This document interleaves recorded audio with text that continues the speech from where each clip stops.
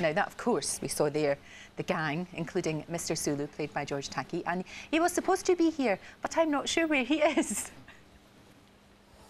Go! Look at that. I bet that's never happened to you before. No, this never has. I'm boldly going, following you after the ladies' post-maternity underwear. I know, I know. You look very, very well. It's so lovely to see you. What a brilliant, well, good to be here with series. you again. Now, the reason you're here for many other things is actually I've got them all on video. You have? Every single episode on video. I've got them all, the original ones. But now they're coming out on DVD because video's obsolete now, nearly. Better quality than your old videos. But I like this because, look, so you've got to looks like a tricorder, doesn't it? It does. You could have hours of entertainment with this. You can do that. But it's in red. This is the third season, right. And that means it's security, and you're in danger.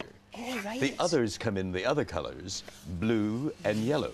Right. All the colours of Starfleet. Oh, that's a really good idea. That's fantastic. Star Trek, I mean, when you think about it, it's incredible to think that that series was on before man had even landed on the moon. That's right. It's extraordinary. And we were cancelled, and then they landed a man on the moon in such primitive fashion. we just beamed down regularly. Exactly. And we said, oh, this is so primitive. Armstrong going down with all that gawky hardware. Exactly, just a beam there. But it was an incredible series in so many ways. I mean, obviously it was entertainment and it worked on that level. But you think about it, there was women in positions of power, which didn't happen in the 60s. Black characters like yourself, you know, you didn't get that anywhere else. And I might add, at that time we were locked in a Cold War.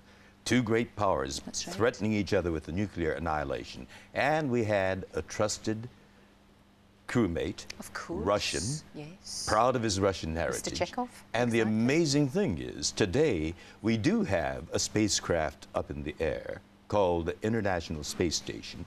And not only do we have Russian-accented crewmen working there, American-accented crewmen working there, but Israelis and Indians and Japanese and all working in concert. Just like on Star Trek. It's fantastic, isn't it, when you think about it? Gene Roddenberry would have been very proud of that, well, I he think. told us that the Starship Enterprise was a metaphor for Starship Earth, and that the strength of the Starship was in its pluralism, coming together and working as a team.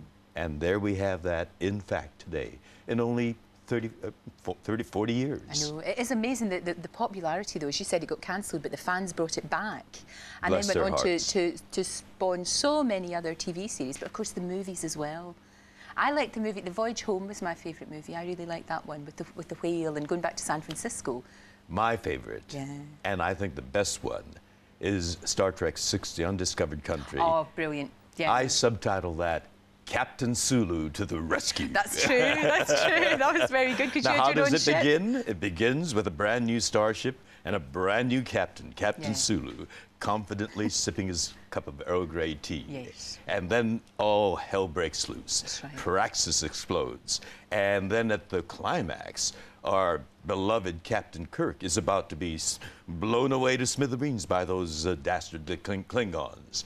But out of the darkened galaxy sky comes Captain Sulu and saves the day and the life. That was a lovely one, and I loved the way everybody kind of signed out at the end. It was just beautiful, so well done. The best one, Star Trek VI. No, I think you're right. I think that those two are my two favourites. You're absolutely right. I've convinced you. You have, you have. It's been so good to be associated with this show. I mean, I know you do many other things as well, but inevitably it was such a huge epic TV series, and of course the movies. But you don't mind that. I know there's been other characters who've kind of thought, you know, I would like to be remembered for something else. But you're very proud of what you've done.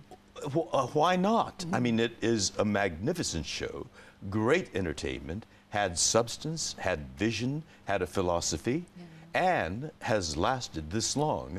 You know, there's that Vulcan greeting, live long and prosper. I can't believe I'm doing this with you, Sam. We have lived much longer than we ever expected. Exactly. I mean, it's almost 4 decades, and we certainly have prospered in so many wonderful ways. That's true, and it also allows you, in a way, to have a platform, because I know you're a very political person, and you've got very strong beliefs, and you stood for office.